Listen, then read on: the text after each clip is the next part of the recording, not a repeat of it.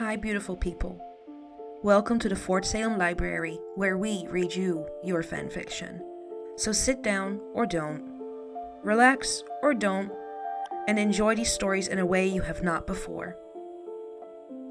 We at Fort Salem Library do not own Motherland Fort Salem or any of the related characters. The Motherland Fort Salem series is created by Elliot Lawrence and owned by Freeform.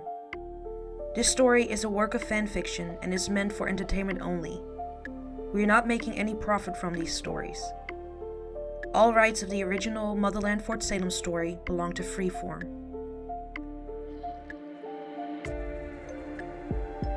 We also do not own Her Song is a Sin, or any of its original characters and storylines.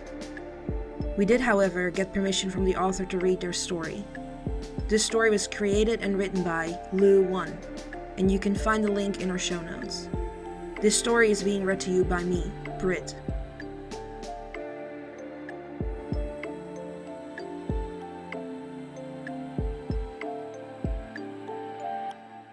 Her Song is a Sin.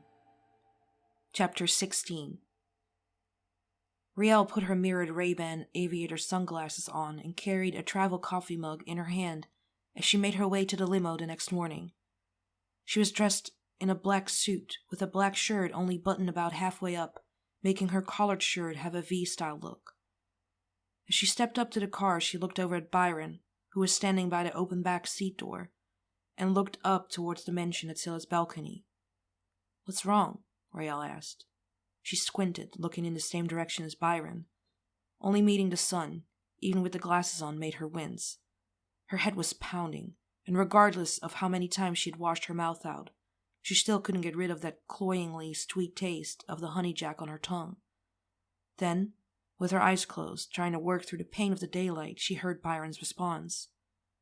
"Scylla's running late." Riel shrugged. "She probably overslept. Has anyone called her?" "She's not answering the phone." "Maybe she's finally as sick of this shit as we are," Riel suggested.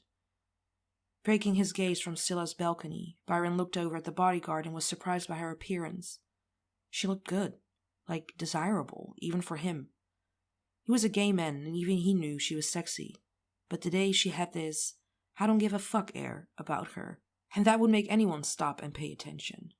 Unfortunately, he could see that she really didn't give a fuck when instead of going to the mansion to check on Scylla, she just opened the passenger door to the limo. Garrett went up to check on her, Byron said quickly. "Good," Riel responded as she stepped inside the car and closed the door. She looked over at Helen, already irritated and feeling the driver's gaze on her. "Something you want to say, Helen?" The brunette shook her head and with her usual upbeat tone said, "I can still smell the alcohol on you. Just don't puke in the limo." "I'm good," Riel lied. She figured she would have to get used to this feeling. She would be lying for quite some time. "Scylla," Garrett called again, fist banging on the door. After multiple attempts at the locked door and no responses from the musician, Garrett had no choice. Finally, he sighed and took out a ring of keys and started to flip through the assortment of keys. He searched for a key that very few people knew he had. Triumphantly, he unlocked the musician's bedroom door and found her there in bed still sleeping. He walked over and roused her and immediately recognized the look of someone who's had a hard night. "Well, it looks like you took a little trip last night," Garrett said as he walked to her bedside to assess the musician's state of mind. "What are you doing here, Garrett?" Scylla asked in a groggy, pouty voice. "You're going to be late for the interview."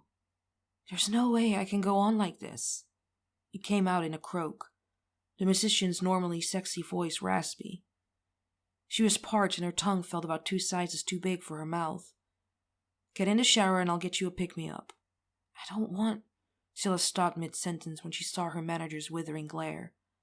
Garrett shook his head. "You're doing this interview. It's too fucking important to miss. Now get the fuck up."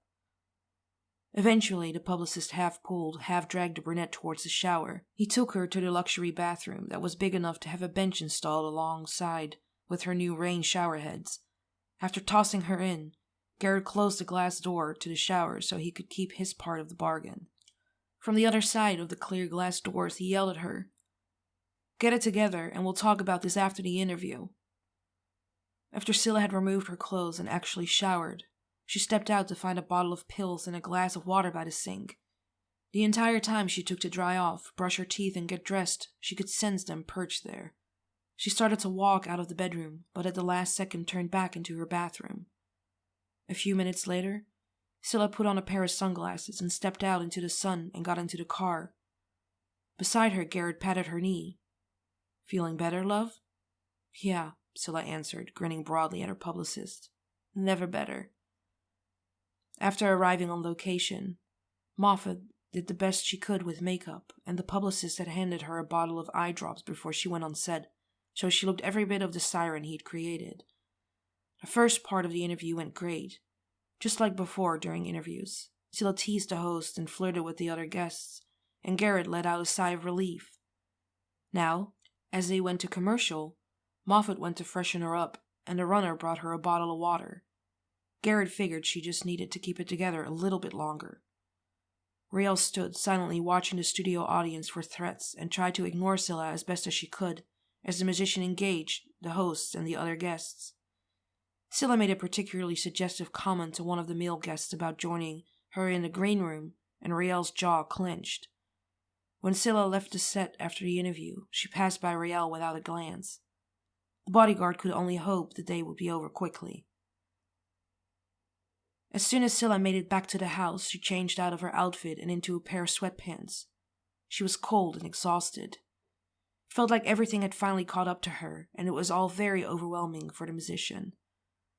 Searching through her discarded clothes, she ran across a shirt Helen had given her last night to wear on the way back to the mansion.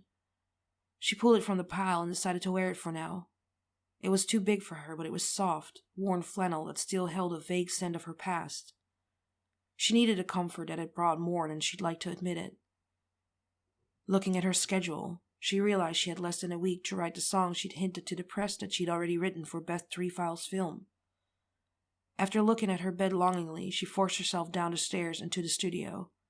Along the way, she caught sight of Raelle in the hallway talking to Byron. Their voices were hushed, but when Raelle's eyes landed on hers, she stopped talking with a shake of her head and walked away. Scylla felt like she had the wind knocked out of her seeing Ray with sober eyes. She'd been so out of it earlier that she hadn't even noticed how stunning the blonde had looked. The musician froze in place, looking at Ray. Scylla just wanted to go to her, to speak with her. However, Raelle was already opening the front door and leaving the mansion.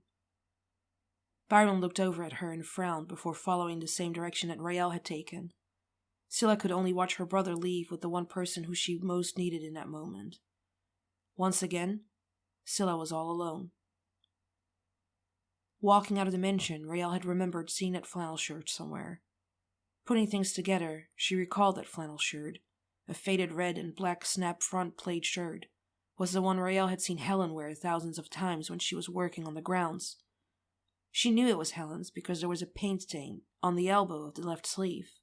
Now, seeing Scylla wearing Helen's shirt only confirmed to Raelle everything that the groundskeeper had told her was most likely true, and it obviously answered the question that Raelle had asked Helen. Scylla wasn't quite done with the groundskeeper after all. Apparently she was her fallback, and obviously Helen was happy to oblige. Of course she was. Scylla was fantastic in bed. Who would say no? Who could say no? She just needed to clear her head. Sarah Alder handed Tally a glass of whiskey as she sat down beside her on the cream-colored leather sofa in her home. The redhead accepted the drink and took a small sip, then pouted over the glass. "I just can't believe that she threatened you." "Us," Alder corrected. "Believe it, we were both threatened. Scylla threatened to expose our relationship if I continued to dig into information about those sealed files." "And you really believe Scylla Ramshorn would follow through with it?" Alder thought for a moment about her interrogation with the musician and nodded. "I think so. We know she has the connections, and all it would take is a few well-placed phone calls. If she feels that the information the sealed files are hiding could harm her or her family, I could see her doing it." Tally frowned. "But I'm Raelle's friend." In her version, she claims she doesn't have feelings for Raelle. Shaking her head, Tally scoffed. "I don't buy that. Nor do I, but it is clear that something is happening or has happened between them. That's a whole other story between those two. I don't think either of them is willing to talk about how they feel, Tally said. Alder smiled, remembering her own conversation about feelings with Tally. The redhead had pretty much blurted out what she wanted from her one evening over dinner. There were no suggestions or timid questions, just a simple, I want you, and I know that you want me too. After that, there had been no sense in denying the redhead, and so Sarah did not. Well, perhaps it is for the best. Riel's focus should be on keeping Scylla safe. Yeah, Tally said, even though the thought depressed her. She knew her best friend, and she knew that Riel had already fallen in love with the musician. If they didn't work it out, she'd be sporting a broken heart, and that could be dangerous too. Alder watched her young lover, knowing that Tally's thoughts were about her friend and genuinely wanting her to be happy. After taking a sip of her drink, she asked, How do you feel about transferring to another field office now? Tally frowned. Had really wanted to help with this case. I know, Alder said. But if we are exposed, we will both have our careers damaged, and we agreed you would do it after the case was resolved anyway. Are we any closer with the case? Alder shook her head. The lab has come back with some interesting findings, but nothing that puts a giant X on a map. As she sipped her whiskey, they summarized the investigation and Tally gave Alder a list of the leads she'd been following. The idea of being booted from the case and making the transfer to another field office really bothered both of them, but in the end they decided that it was for the best. Tally was still upset by the quick change, though. Tally frowned. And you really think she would expose us? I do, Alder answered. And even if she doesn't, by removing the ace up her sleeve, I might get her to tell me what she knows. So we're going to Fort Salem. Knowing there would be challenges ahead, Alder nodded. I wouldn't miss it for the world. Riel had another hard night. She was becoming too good of friends with Johnny and Jack, and she knew she'd need to check herself soon. Still, seeing Scylla in Helen's clothes and the talk she'd had with Byron about seeing his sister high during the interview really rattled her. As she started her day with a large cup of coffee, she checked the time and calculated that it was probably the best time to catch Tally. She picked up her cell and called. Tally had missed a turn. As she looked back out the window at the exit she had just missed, she cursed as she knew she'd have to take the next one and turn around. She was already running late for her first day at the new office. As the redhead put on a signal and navigated the multiple lanes of traffic, her phone rang, and she punched the button on the console. Morning, Tal. The sound of her best friend's southern drawl, which usually made her smile, and on occasion or two had even sent her heart racing, caused her to frown this morning. Hi, Rael, the redhead answered. She took her exit and began searching for the on-ramp that would take her back. So, Scylla, Rael began. She really needed to talk about what had happened, and she knew her friend who always saw what others could not see would be her voice of reason. Tally's jaw clenched at the name. The singer was gorgeous, and she was sure a part of Rael must be right. The blonde could always find the good in people, even if it was just a sliver buried deep inside. But right now, just that name put her on edge. She had been essentially booted off her first real high-profile case, and had lost her mentor in one fell swoop because of Scylla Ramshorn. Look, Ray, Tally said, as she got onto the interstate and finally found the right exit. I'm kind of busy right now. Oh, Rael answered. Disappointment obvious in that one word. Well, maybe we can talk later? Tally finally pulled up to the parking lot of the new field office and found a space. She glanced at the dashboard and grimaced. She was already 15 minutes late. Rael was continuing to speak as she grabbed her bag and she tried to listen to her friend. So, do you have anything at all I can go on? Tally thought back to the conversation that she'd had with Alder the night before. Not only had Sarah made her agree again to keep the existence of the sealed files from Rael, but she'd also suggested that due to Rael's personal relationship with Scylla, she should be limited on what information she was given. Still, Rael was Tally's best friend, and she knew that Rael was a brilliant investigator. She couldn't resist giving her something to go on. So, the death threat letters, Tally said. The lab found some spores in the glue used to attach the block letters on the note. Look, I'm walking, so I don't have anything with me. I can't recall which ones, but maybe that's something to go on. Spores? Rael asked. What kind of? Some type of plant, maybe a mushroom, Telly said, as she walked up to the metal detectors. Ray, I've gotta go. Oh, Rael frowned. Sure, Tell. Talk soon. Rael realized that Telly had already ended the call. After she finished her breakfast, a quick check of the schedule confirmed to Rael that she'd have most of the day free. Byron's exhibition didn't start until 7, and Scylla's schedule had been cleared for the event. Spores. Not much to go on, really. Not without context to the information. Rael could sit around the guest house, racking her brain, or she could get up and do something. After a few minutes of going through the paltry amount of evidence that she had, she decided to make use of the range she'd put on the property. Gathering what she needed in a rucksack, she dressed warmly and made sure she had the keys to the side-by-side. When she arrived at the maintenance building, she could hear music coming from upstairs, and was pretty sure that the groundskeeper must be taking advantage in the lull of the activity too. As bad as Rael tried to control her thoughts, a part of her wondered if Scylla was there with Helen. Shaking her head to clear the image of Scylla wearing Helen's shirt that popped into her mind, she got into the side-by-side and used the key fob to open the garage doors. The blonde checked the security areas on her way around the property, throwing her hand up, waving at one of the guards on his rounds as she passed him on her way to the back entrance. She took the now familiar path to the clearing and parked the side-by-side. She placed a call to the house and informed Parker that she'd be practicing for at least the next hour, so that no one would be surprised by the sounds of gunfire. After she prepped her weapon, Rael began her own version of therapy. Emptying several clips, the bodyguard reloaded before she holstered her weapon and walked over to the targets, a frown on her face. She felt it. She knew it, and now she could see it. She was off. Her usual tight cluster formation she would see on the targets were further away from each other than she would like. A few strays hit way off from the center. Overall, it certainly was not bad, being an expert marksman, but this wasn't her best. Rael's eyes kept looking toward the wooded area that she was exploring when Helen had showed up and cut her off of the first time she'd inspected the area. The groundskeeper had gone on about a black bear, which she still found ridiculous, and even Scylla had agreed that it sounded preposterous. Still, she had noticed the tracks of several small animals, and there was definitely a game trail.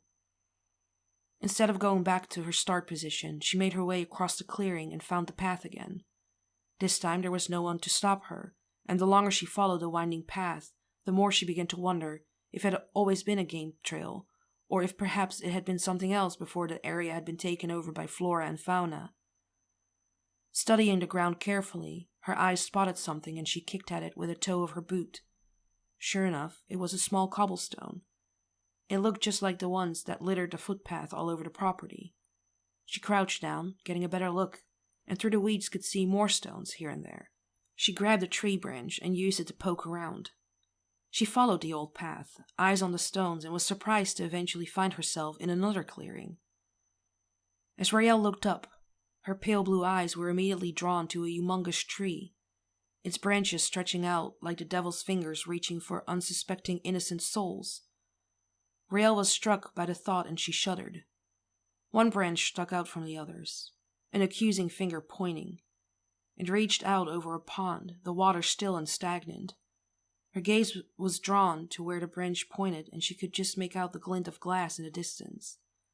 She wondered if those were the hothouses that Scylla had mentioned at their dinner date.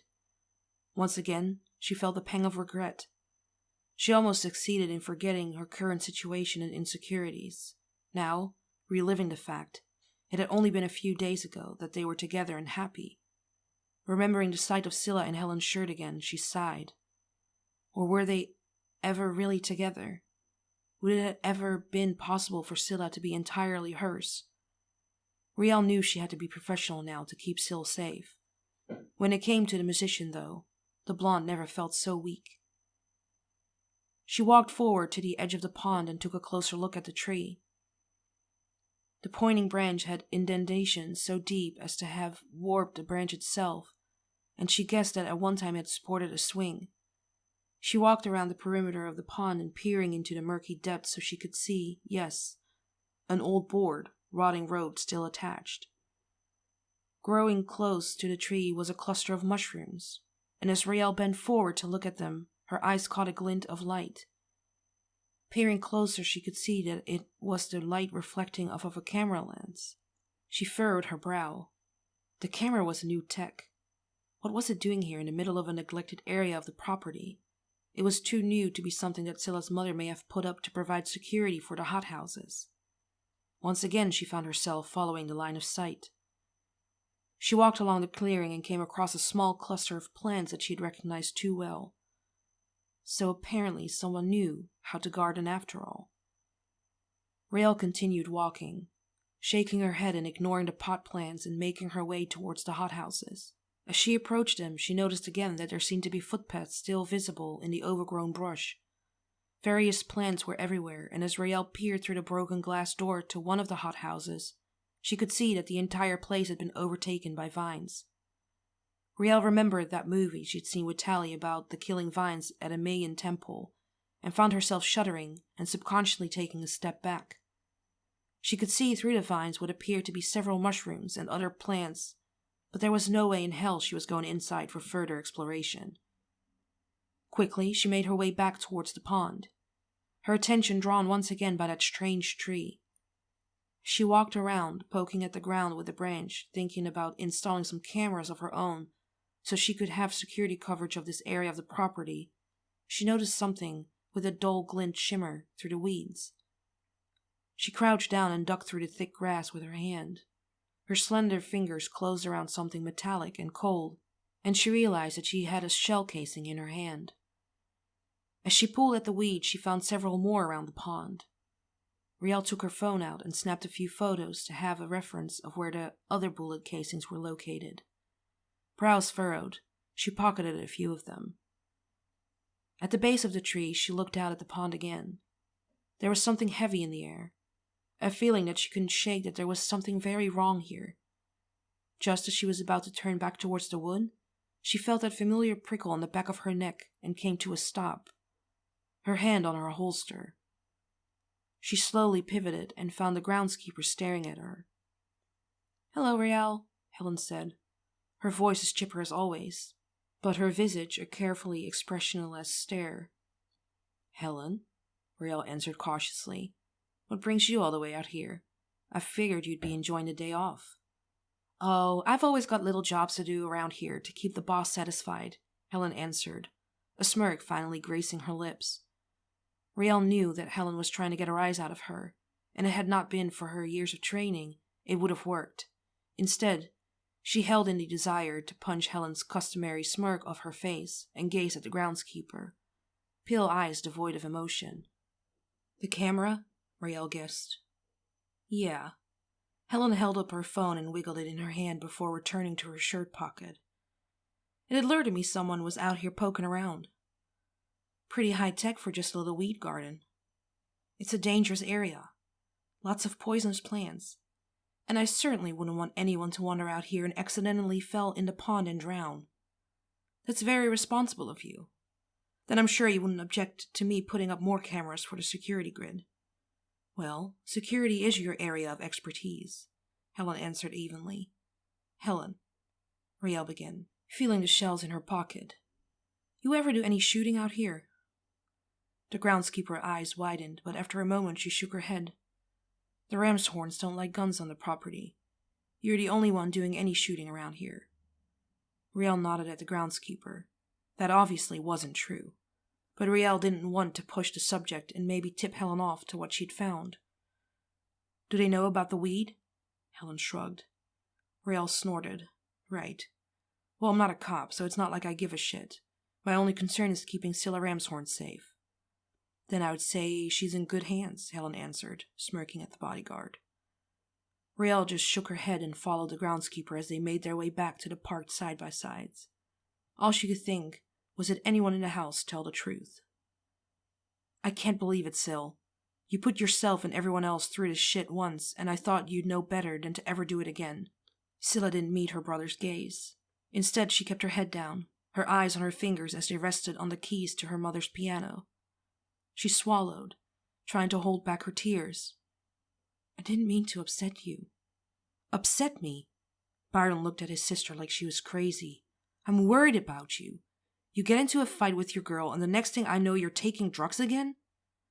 Scylla clenched her jaw. Riel wasn't her girl.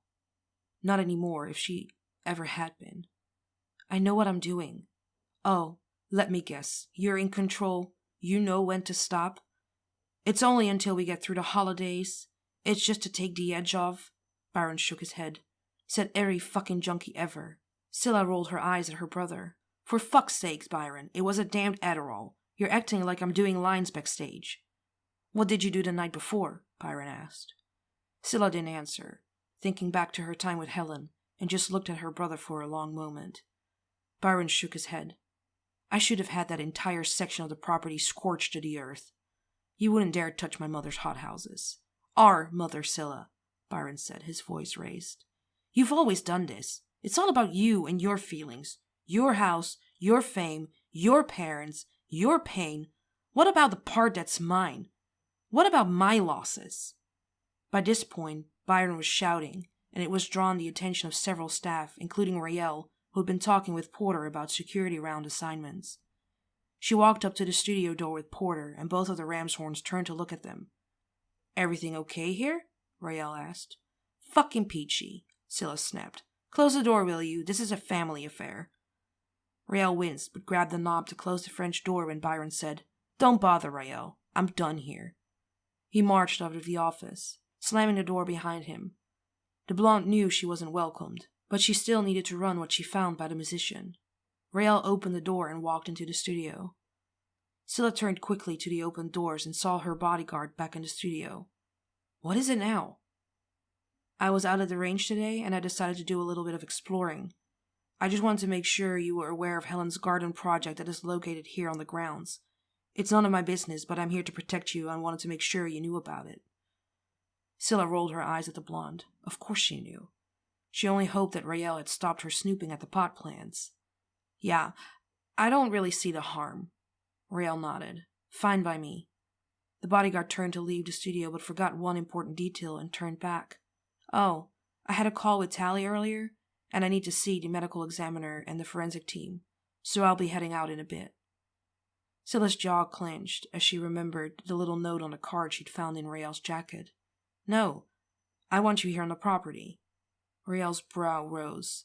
I'm not asking permission. I'm just informing you of my movements. I hired you to protect me, not to go and pay day trips and dates. Coordinating with the team trying to catch this psycho is a part of me protecting you. Scylla shook her head. Well, protect me here. Besides, Byron's exhibition opens tonight at the gallery. Yes, I understand. We have already vetted the list. Porter will be there and he can protect you. Not even wanting to hear Ray out, she cut her off. I don't want it to be Porter. I want you to be the one next to me. Riel's eyes met the brunette's cerulean gaze, and she responded. You know I'm yours. I'll be there tonight. Hearing Riel say those words, you know I'm yours, made Scylla's heart skip a beat. She only wished to herself that Riel was telling her that, not just as her bodyguard.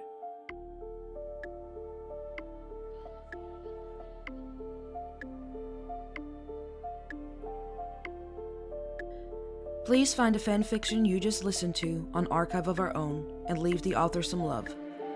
Without them, this wouldn't be possible, and we want to thank them from the bottoms of our hearts for creating these amazing stories and keeping the show alive.